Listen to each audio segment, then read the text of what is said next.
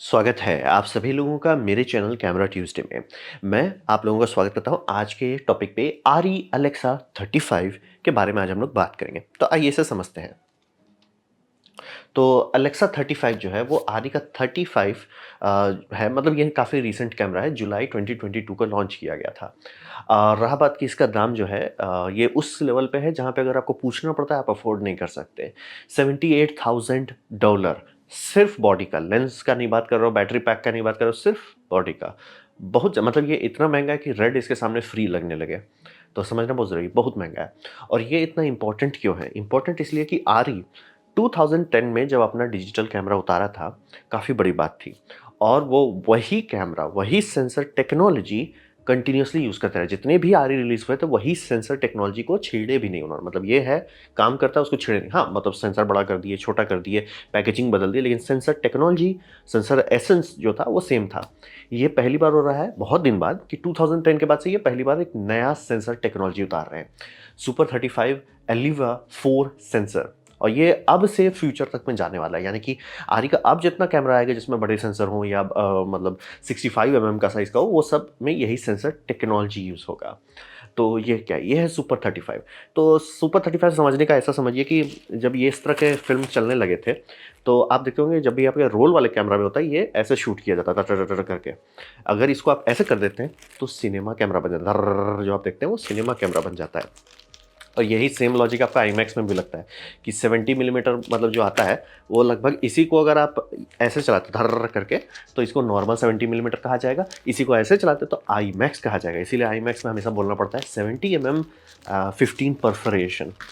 तो same logic वही होता है कि सुपर 35 कहने को 35 है, लेकिन वो फुल फ्रेम नहीं है। फुल फ्रेम आपका ये होता है जो आपका अलेक्सा एलएफ में है और मिनी एलएफ में, लार्ज फॉर्मेट करके है। और जो जिनको आईमैक्स देना है डिजिटल में, उनके लिए ये है अलेक्सा 65। और आपका ये जो हम अलेक्सा बात कर रहे हैं 35, ये है एपीएससी से थोड़ा सा, मतलब वही समझ लीजिए एपीएससी का ही है। मतलब अगर आप नेगेटिव में समझना चाहते हैं तो इसको समझिए नेगेटिव लीजिए, और इसको अगर आप कोशिश करते हो ऐसे करके फिट करने का सेम रेशियो में, तो कैसा आएगा वैसा ही है।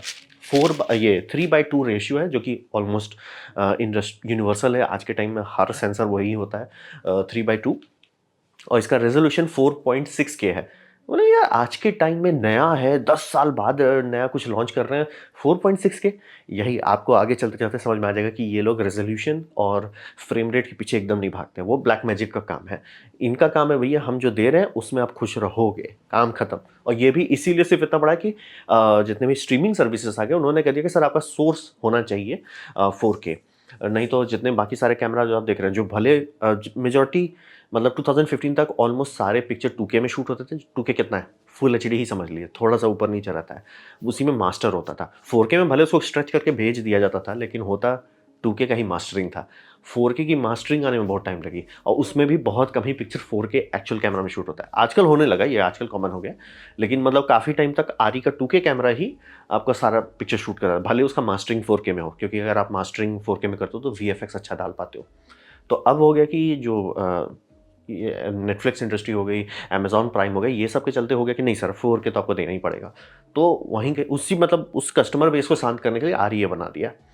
और इसमें ओपन गेट आप शूट करते हैं। ओपन गेट यानी पूरा फ्रेम जो है, यानी 3:2 जो है, आप पूरा फ्रेम शूट करते हैं तो आपको 75 एफपीएस तक मिल सकता है। अगर आप 4K में उतर जाते हैं तो आपको मतलब 120 एफपीएस तक जा सकते हैं।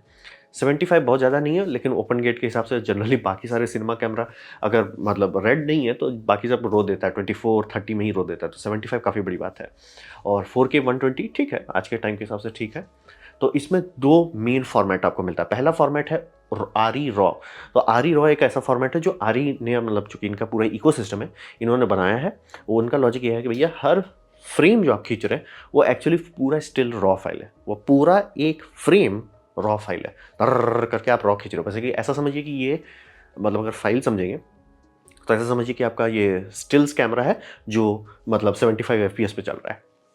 वो वीडियो फाइल ही नहीं बनाता, वो सीधा-सीधा रॉ शॉट्स को स्टोर करके एक कंटेनर में दे देता है। तो आरई रॉ हो गया। दूसरा हो गया कि आरई को ये भी समझना है कि हर कोई उतना फचांग नहीं झेलना चाहेगा। जिनको है वो करेंगे, लेकिन होता है ना कि आप टूल ऐसा नहीं बनाना चाहोगे लिमिट कर दें। तो जिनको है कि सर हमको फटाफट काम करना है, अब भले कोई इतना महँगा कैमरा लेके फटाफट वाला काम करता है, लोग करते हैं। तो प्रोरेस दे रहे हैं और प्रोरेस का सारा सपोर्ट है, यानी कि 444 एक्सक्यू रेज़ोल्यूशन तक चले जाते हैं। मतलब उसका 44 है, 442 है, ऐसे करके बहुत सारा है। 444 एक्सक्यू का मतलब है कि भैया एप्पल प्रोरेस में इससे ज़्यादा डिटेल नहीं ठूस सकते, ये डाल दिया।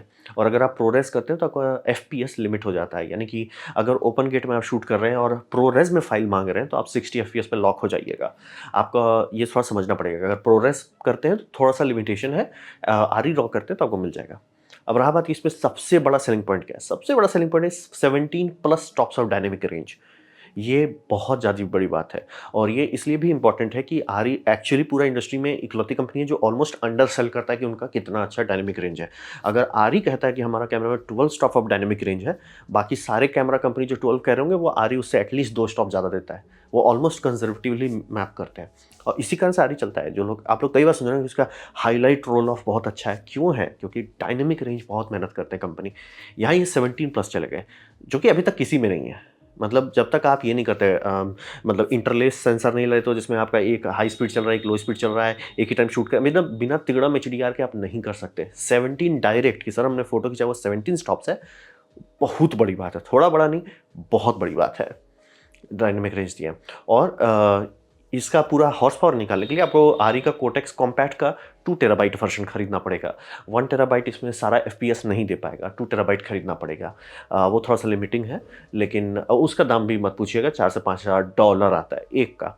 और इसमें रिडंडेंट रिकॉर्डिंग भी नहीं है, वो थोड़ा ऑड बात है, बट है तो है। तो ये हुआ आपका एलेक्सा 35, क्योंकि वही समझिए कि यहाँ तक है, ये रेंट में ही सब मिलता है। एलएफ है जो लोग फुल फ्रेम पे डायरेक्ट शूट करना चाहते हैं, एक्स एक्सटी और मिनी करके है, और अब एलेक्सा 35 ये सबसे लेटेस्ट है और करंट टेक्नोलॉजी में है। मतलब कि इन्होंने सेंसर पे टाइम लेके मेहनत किया है। तो अब बात करते हैं इसकी क्वालिटी के बारे में। यहाँ पे समझिए कि ये कंपनी का पूरा यूएसपी, यूनिक सेलिंग प्रोपोजिशन जो है कि वो ट्राई भी नहीं करेंगे एफपीएस और रेजोल्यूशन देने का, वो करते भी नहीं। अगर ये मतलब जो स्ट्रीमिंग सर्विसेज का इतना डिमांड नहीं होता तो करते भी नहीं। वो एक्चुअली बहुत कम रेजोल्यूशन में बहुत खुश रहते हैं। उनका लॉजिक सीधा है कि सर अगर कलर कचरा हो गया, हम रेजोल्यूशन का अचार डालेंगे। मतलब आप एक अच्छा कलर फाइल को स्ट्रेच कर देते हो, वो ठीक ठाक ही दिखेगा। वहीं पे आप ले ले तो सर जैसे ब्लैक मैजिक बीच में पगलाया था, 12K का कैमरा दे दिए, कोई क्यों नहीं यूज़ कर रहा है उसको? कारण वही है, रेजोल्यूशन का कोई सेंस नहीं है अगर कलर अच्छा नहीं है। आप बड़े स्क्रीन में कलर देखते हो, तो कलर देखने के लिए आरी पूरा कलर पे ही मेहनत करता है। तो क्वालिटी इनका सीधा है कि अब हमको अगर कोई मतलब इंजीनियर बोलेंगे ऑब्वियसली कि सर आपको क्या चाहिए, ये चाहिए कि ये चाहिए, तो ये हमेशा क्वालिटी पे ध्यान देते हैं। इनका क्वालिटी जो है, इमेज क्वालिटी पैरामाउंट है। ये ऑलमोस्ट ऐसा है कि आप एक्चुअली फ़ोटो शूट कर सकते हैं, ये एक्चुअली बीट कर देगा बाकी सारे कैमरा को। तो है, और इतना इनके पास ऑस्कर्स हैं कि कोई डिस्कशन नहीं करना है। मतलब रीसेंट टाइम में जो मुझे ऑप्टिकली सुपीरियर मूवी लगा था वो ड्यून था। लो एंड बिहोल्ड उसपे क्या, जॉन विक आप लोगों को पसंद है, वो भी आरई पे शूट किया हुआ है। तो समझना बहुत ज़रूरी कि आरई अगर बोलता है हमारा कलर अच्छा है, काम खत्म, खत्म सर, खत्म, दी एंड। तो वही समझिए, टॉप मूवीज से लेके ऑस्कर से लेके हर चीज़ में घूम फिर के आरई ही यूज़ होता है। और रहा बात को ले थोड़ा ज़्यादा महंगा नहीं, बात ये समझिए जब भी आप कोई पिक्चर के बारे में बात कर रहे हैं ना, ये कैमरा इक्विपमेंट और ये सब का दाम बहुत छोटा फ्रैक्शन होता है, बहुत छोटा। तो कोई उस पर उतना करता नहीं है, ध्यान नहीं देता। और इसमें ये कर क्या पा रही है, इस बार जो ये क्लेम कर रहे हैं कि हमने पूरा रीडिज़ाइन किया, तो क्या ये दे पा रहे हैं?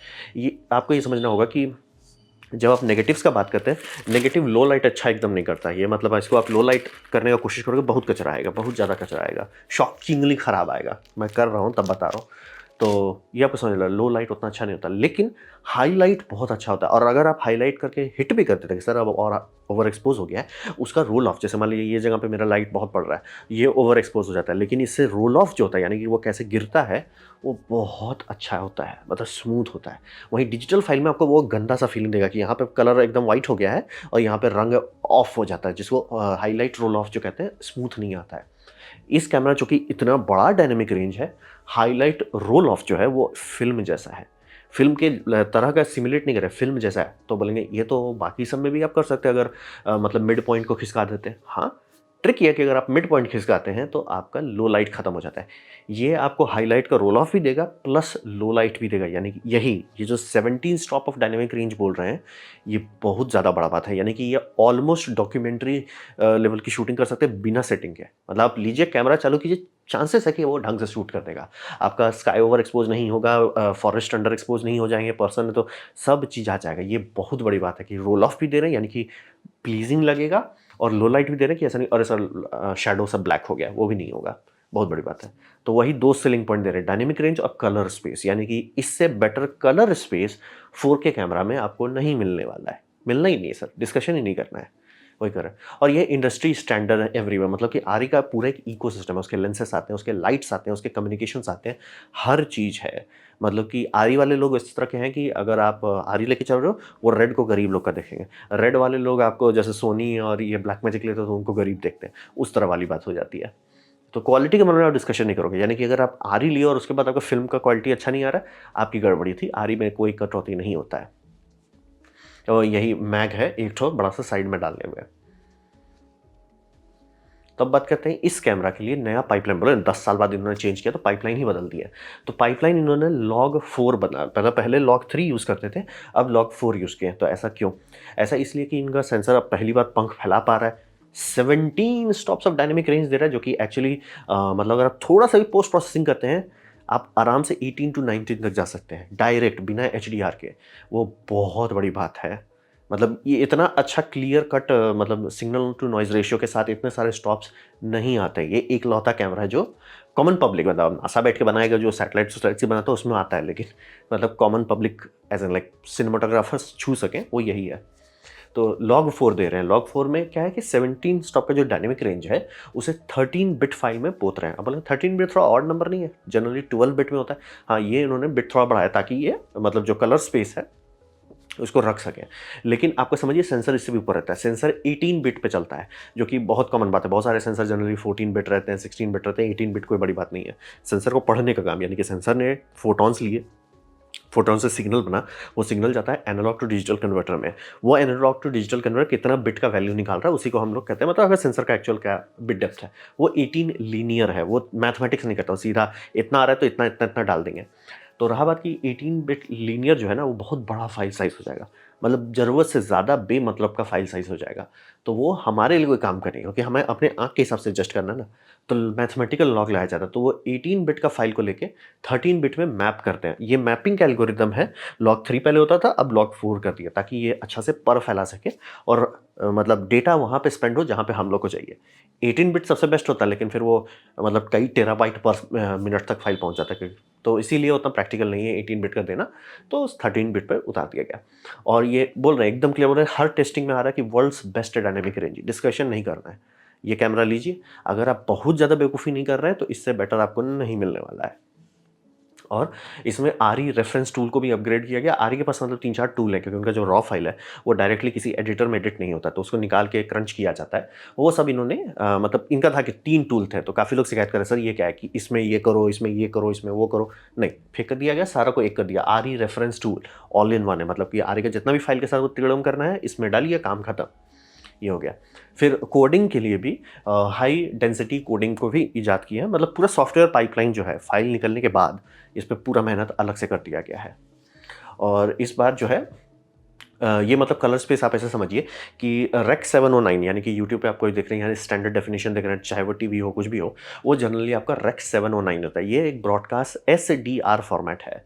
इसका बड़ा भाई आता है रेक 2020, ये होता है आपका ब्रॉडकास्ट HDR फॉर्मेट, यानी कि आप नेटफ्लिक्स देख रहे हैं उसमें HDR दिखा रहा है और आपका टीवी HDR कंपैटिबल है, और HDR का लोगो जनरली कोना में आता है, वो अगर एक्टिवेट हो जाता है तो आप रेक 2020 का कलर स्पेस देख पाते हैं। ये कैमरा आरी वाइड गैमेट का कलर स्पेस पे आपका डेटा स्टोर करता है कलर इंजन का इस्तेमाल करके। वो रेक 2020 से ज़्यादा कलर रख सकता है, यानी कि इतना उसमें जगह है, इतना डेटा वो स्टोर करता है कि आप जब HDR मास्टरिंग करेंगे कोई दिक्कत नहीं होगी। और यही आरी कलर इंजन, इसी के लिए लोग पैसा देते हैं आरी को। बाकी सारा चीज़ आरी जो कर रहा है कोई बड़ी बात नहीं, क्योंकि ऑन सेमीकंडक्टर से जैसे ये खरीद रहे हैं बाकी कंपनी भी खरीदती है, लेकिन बस वही है कि आरी कलर इंजन सारा मैजिक सॉस जो है वो है ये रिवल कलर साइंस में है।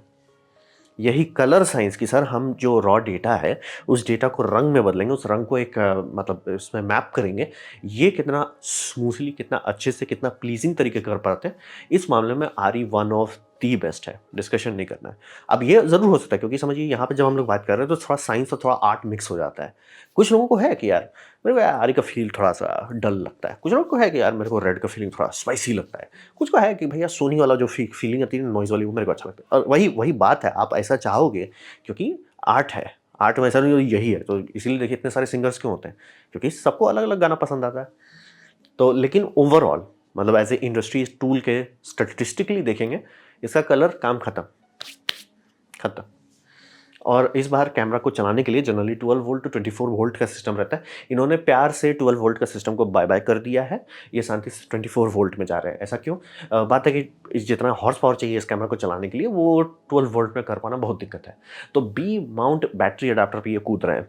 ये एक नया टाइप का माउंट है, ऐसा नहीं कि आप इस पर वी माउंट नहीं लगा सकते या ये वो नहीं कर सकते, लेकिन company natively B mount battery करती है।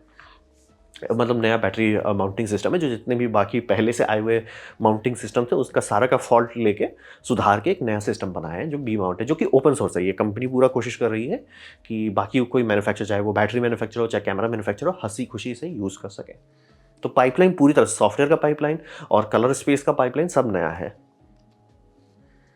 तो अब बात करते हैं ये है क्या? ये है एक प्रोफेशनल टूल, ये समझना एकदम ज़रूरी है। ये वर्क टूल के तौर पे बनाया गया है और इसमें आरी की रिलायबिलिटी दी गई है। अब ये समझना बहुत ज़रूरी है कि बहुत लोग रेड में नहीं जाते, जबकि रेड में आपका ये है, रेजोल्यूशन है, फ्रेम रेट है, क्यों नहीं जाते? रेड जब शुरू में रिलीज़ किया था वो इतना ख़राब था कि ओवरहीट बार-बार होता था और ये शूट में हो रहा है कि लिटरली लोग शूट कर रहे हैं, रुक जा रहा है, पूरा सीन को रोका जा रहा है, भैया कैमरा के ऊपर बर्फ़ डाल के कि भैया तुम ठंडा हो जाओ। वो अच्छा से नहीं कर पा रहे थे और ये अभी भी काफ़ी कॉमन मीम है। जब उन्होंने रेड नया लिखा और यूट्यूबर्स खरीदने लगे, जैसे MKBHD हो जाए, लाइनस टेक टेस्ट हो जाए, देखिए वो लोग खुद ही बताएंगे कितनी बार उनको दिक्कत है कि मैग नहीं रीड कर रहा है, मैग नहीं काम कर रहा है ठीक से, फाइल कर रहा है बहुत, मतलब एक होता है कि सामान आपका महंगा ज़रूर है लेकिन उस लेवल की रिलायबिलिटी नहीं, कि जस्ट प्लग इट वर्क्स, वैसा नहीं था। लेकिन आरी जो है डे वन से, जब पहली दिन उन्होंने अपना कैमरा उतारा, बहुत लेट से आए थे मार्केट में, इनका फिल्म कैमरा पे चल रहे थे। पैनाविजन इनसे पहले फिल्म कैमरा से डिजिटल में कूद गया, लेकिन पैनाविजन पिट के हट गया क्योंकि आरी आया देर से लेकिन बहुत परफेक्ट उतारे थे। तो इन आरी का था कि हमारा टूल जो है हम आपको दे रहे हैं वो चलेगा, काम खत्म, काम खत्म सर। आपको डिस्कशन नहीं, आपने आरू का कैमरा लिया है, लगाया है और चालू कर रहे हैं, वो काम करेगा, खत्म सर, खत्म, डन, काम करेगा, दिमाग नहीं लगाना है। तो ऐसा कैसे कर पाते हैं? बात है कि आप कोई भी इलेक्ट्रॉनिक इक्विपमेंट लेते हैं ना, उसमें एक वियर्ड सा कर्व है। कर्व ये है कि शुरू का जैसे ही प्रोडक्शन लाइन से निकला, आप उसको अगर यूज़ करते हैं तो 90% निकल जाए, लेकिन जो 10% है वो रैंडमली शुरू में ही खराब कर जाएगा। यानी कि आपने बॉक्स से नया सील पीस निकाला, यूज़ करना शुरू किया, एक दो दिन के अंदर खराब हो जाएगा। बहुत लोग के साथ होता है, बहुत चीज़ के साथ होता है। हेक मेरे साथ भी ये हो चुका है कि मैंने एक मोबाइल फ़ोन खरीदा था, वो मेरे भैया अनबॉक्सिंग किए, मोबाइल फ़ोन खराब था। ये होता है। तो आरी क्या करता है, जितने भी प्रोडक्शन लाइन से कैमरा निकलता है उसको टेस्ट करता है। यानी प्रोडक्शन लाइन से मॉडल निकला, उसे चेंबर में डाल के इलेक्ट्रॉनिकली चला के टेस्टिंग की जाती है और 1 महीने तक वो करते हैं। उनका स्टैटिस्टिकल एनालिसिस ये है कि अगर वो शुरू का 1 महीने का बर्न इन पीरियड संभाल लेता है, तब वो फील्ड में अब सीधे 3-4 साल बाद खराब होगा। मतलब बीच में वो जो रैंडम है वो नहीं होगा। तो उस ऑब्वियसली उससे दाम बढ़ जाता है वो करने से, हर को आपको टेस्ट करना है, पूरा पाइपलाइन बनाना पड़ता है। लेकिन उससे आरी का नाम पे जो वैल्यू है कि आरी बोल रहे हैं, मतलब बहुत टाइम खर्च करते हैं उस टेस्टिंग के लिए। ये उनका मैगजीन का टेस्टिंग देख लीजिए, एकदम प्यार से कर रहे हैं। ये कैमरा बॉडी है, मतलब जेन्युइनली टिकाऊ, मतलब लोग खरीदते हैं। क्या ऐसा हो सकता है कि ये कभी खराब हो सकता है? हो सकता है, ऐसा कोई चीज़ नहीं बनाया जैसा नहीं होता, बट प्रोबेबिलिटी क्या है? यानी कि आपने 1 लाख पीस कैमरा खरीद रहे हैं, 1 लाख पीस रेड खरीद रहे हैं, उसमें 1 लाख में कितना उप्स निकलेगा वो रेड में ज़्यादा होगा, आरी में कम होगा। आरी बहुत मेहनत करता है कि वो उप्स जो है बहुत कम रहे और इसीलिए बहुत सारी कंपनी इसको ट्राई भी नहीं करती। बाकी चीज़ में आप ट्राई भी नहीं करते हैं कि सर हमको आरी का भरोसा पे भरोसा है। तो ऐसा कैसे कर पाते थे? जैसे इनका ये देखिए, ये इलेक्ट्रॉनिक्स का कोर है उनका। अब रहा बात इलेक्ट्रॉनिक्स में, जनरली 2 चीज़ को कूल करना होता है आपको, मतलब 3 चीज़ें, आपका इलेक्ट्रॉनिक्स हो गया और आपका हो गया सेंसर और आपका हो गया analogue to digital converter. Analogue to digital converter जितना ठंडा रहेगा उतना बढ़िया रहेगा। इलेक्ट्रॉनिक्स ओवरहीट नहीं होना चाहिए, ठीक है? तो इन्होंने ऐसा ही एक कोर डिज़ाइन बनाया है, ठीक है? अब ये कोर जो है कैमरा के सेंटर में है। कोर में लॉजिक है कि इलेक्ट्रॉनिक साइड से लगा हुआ है, 3 साइड से। एक साइड में जो आपका सेंसर है और एनालॉग टू डिजिटल कन्वर्टर है, उसमें पेल्टियर मॉड्यूल डाले हुए हैं, यानी कि वो टेम्परेचर कंट्रोल्ड है। वो आप 40 डिग्री सेल्सियस में भी यूज़ करेंगे, वो लिटरली सेंसर का टेम्परेचर फिक्स रख देगा कि जो भी उसका सेटिंग किया हुआ इंटरनल है वो आप और हमें नहीं एक्सेस है, लेकिन उसका जो सेटिंग है पेल्टियर चलाएगा और ये गर्मी बाहर निकाल देगा। और ये ऐसा सील बनाया गया है, ये जो मतलब एयर चैनल है कि जो ऑब्वियसली पंखा है, हवा है, लेकिन ये एल्युमिनियम वॉल जो है सील्ड है, यानी कि अगर इसमें पानी भी गिर जाए, जैसे मान लीजिए आप शूट कर रहे थे रैंडमली बारिश हो जाए, पानी ऊपर से जाएगा, पंखा से जाएगा, नीचे निकल जाएगा, कोई दिक्कत नहीं, इलेक्ट्रॉनिक्स को हाथ भी नहीं लगा पाएगा। रेगिस्तान में लोग यूज़ करते हैं इसको और ये बम बम चलता है, कोई दिक्कत नहीं है। ये पूरा एकदम मतलब ऐसा एयर फ्लो का स्ट्रक्चर बनाना कि सर हवा आएगा निकल जाएगा, लोड नहीं लेना है। आपका इलेक्ट्रॉनिक्स पूरी तरह से सील्ड है और आपका जो सेंसर है जिसको कई बार आप सिनेमा सेंसर में होता है मतलब ब्लैक गेट कैलिब्रेशन, यानी कि आप सेंसर के सामने ढक्कन लगा देते हो और कुछ देर का फ्रेम खींचते हो और उसके बाद कैमरा उस फोटो को लेके ये करता है, अपने आप को कैलिब्रेट करता है, मेरा पिक्सल का नॉइज़ क्या हो रहा है, वो टेम्परेचर के कारण करना पड़ता है। यहाँ पे सर टेम्परेचर फिक्स है, टेंशन नहीं लेना है। तो वो बहुत बड़ी बात है, इसीलिए लोग आरई पे भले, क्योंकि बोल रहे हैं ना कि आप कई 100 करोड़ की पिक्चर पे काम कर रहे हो, आप लिटरली रोगे कि भैया मुझे 25-26 लाख का या 2-3 करोड़ का चीज़ के लिए रोना पड़ रहा है, सेंस नहीं बनता ना। और ये रिलायबिलिटी प्रूवन है, ट्रैक रिकॉर्ड है, और ये नेगेटिव के टाइम से करते आ रहे हैं, वो ट्रैक रिकॉर्ड ही इनको इतना आगे लाया है। लेकिन हाँ, इसका एक साइड इफेक्ट है, ये बिजली बहुत खाता है, ये 100 वाट आवर खा जाएगा आपका 1 घंटा चलने के लिए। यानी कि आप 100 वाट आवर, जो सबसे बड़ी बैटरी है जो आप एरोप्लेन में ले जा सकते हैं, वो बैटरी इसमें लगाए, वो 1 घंटा के अंदर पीस जाएगा उसको, खत्म खत्म सर। तो समझना बहुत एनर्जी खाता है, लेकिन कूलिंग है सर, तो एनर्जी तो खाएगा ही।